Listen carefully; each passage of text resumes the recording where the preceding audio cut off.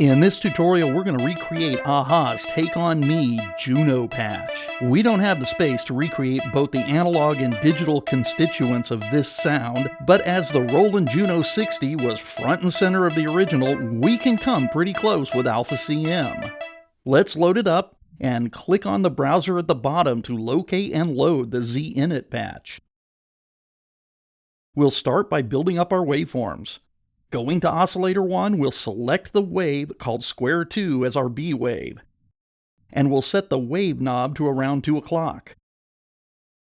We'll set oscillator 1's detune knob to just under 10 o'clock. Now for oscillator 2. Here we'll select square 1 as the A wave and sawtooth as the B wave. We'll set oscillator 2's wave knob to 1 o'clock or so. Let's reduce the octave of oscillator 2's A slot to -1. Now we'll go to the mix section and set the mix to a little past the 10 o'clock position. That's our oscillators sorted. Let's move on to the filter. We'll click the 24 button. We'll set the cutoff to just under 10 o'clock. We'll set the resonance to just under 10 o'clock too. In the matrix, we'll choose note as a mod source and the filter cutoff as its destination, with an amount of 0.7400.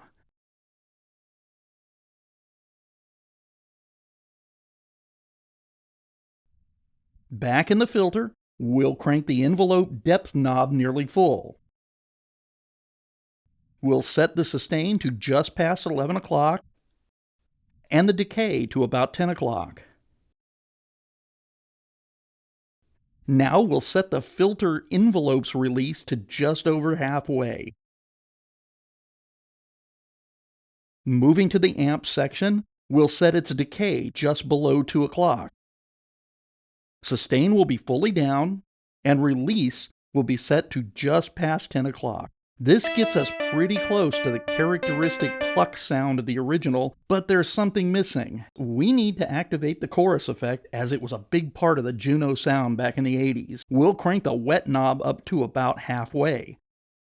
We'll set the time to 1 o'clock, and we'll set the rate to 3 o'clock. This really does the trick, getting us quite close to that original patch.